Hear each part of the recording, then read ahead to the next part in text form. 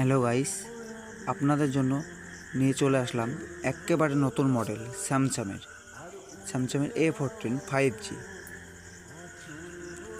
এটার ফিচার্সগুলো বলি। এটার 6GB র্যাম আছে, 128GB ফোন মেমোরি আছে। এটার কালারটা আছে রেড কালার। এটার 3টে কালার হয়।